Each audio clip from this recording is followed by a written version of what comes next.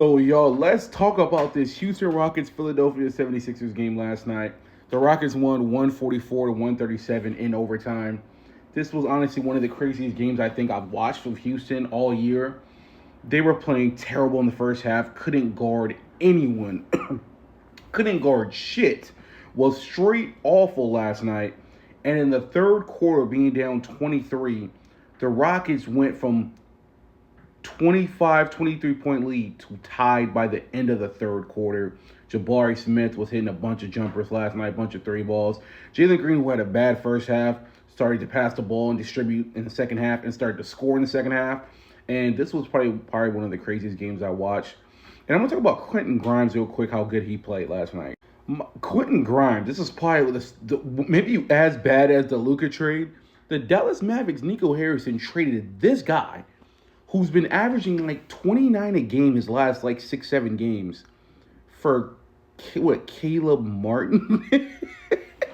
Like, Nico, you had two of the worst trades in one season. Nico. But Quentin Grimes, man, he was hitting pull-up threes last night. He was getting by anybody. The Rockets could not guard it. Like, this is a game we needed to win. They could not guard this guy last night. He was literally on one hitting pull-up threes with guys in his face, two guys on him. Quentin Grimes was getting busy last night.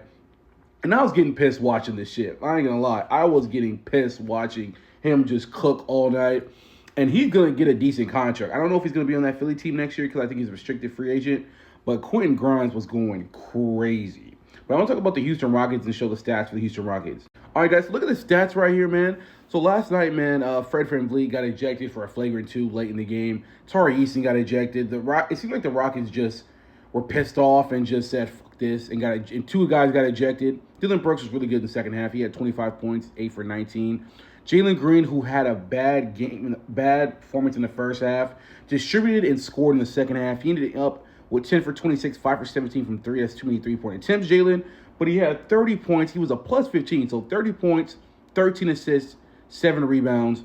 He played really well. And Jabari Smith Jr., 11 for 17 for the field, 30 points, 8 rebounds.